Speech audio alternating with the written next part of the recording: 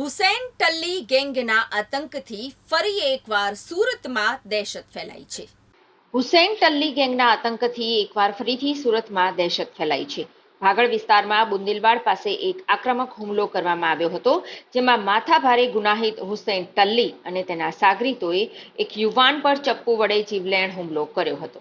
આ બનાવે સ્થાનિકોમાં ભારે ચિંતાનો સામનો કર્યો છે। આ હુમલો 10 દિવસ પહેલા થયો હતો અને આજે પણ હુસૈન ટલ્લી અને તેના સાગરીતો પોલીસની પકડમાંથી દૂર છે।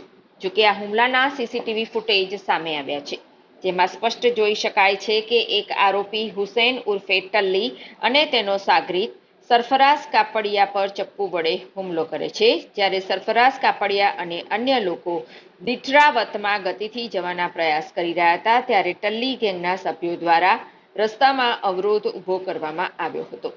ટલ્લી અને તેના સાગરીતના ઘૂરીને જોવાના પ્રશ્ને બબાલ મચી હતી। આ સંજોગોમાં ટલ્લી ગેંગના સભ્યોએ ચપ્પુ વડે સરફરાઝ પર હુમલો કર્યો, જે બાદ તેઓ ફરાર થઈ ગયા। મહિંદરપુરા પોલીસે હુસૈન ટલ્લી અને તેના સાગરીત વિરુદ્ધ ગુનો નોંધ્યો છે અને આગળની તપાસ ચાલુ રાખી છે। આ બનાવથી ટલ્લી ગેંગનો ભય આજે પણ આ વિસ્તારમાં છે અને પોલીસને હજુ સુધી આ ગુનેગારોને પકડવામાં સફળતા મળી નથી।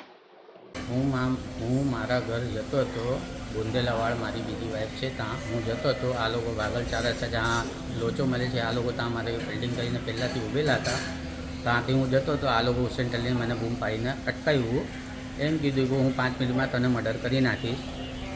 તો આની વચતમાં હું બાતચીત માર્યો, આ લોકો પછી ડાયરેક્ટ મને વાર કર્યું તો મારી હાથ ઉપર લાગી ગયું ને હું ત્યાંથી બીજો હતો મારો માણસ, એ મને હોસ્પિટલ લઈને ત્યાં ચાલ્યો। હમણાં સુધી આ લોકો કોઈ પકડાયો નથી, હમણાં સુધી આ લોકોનો કોઈ એ છે જ નથી રિસ્પોન્સ।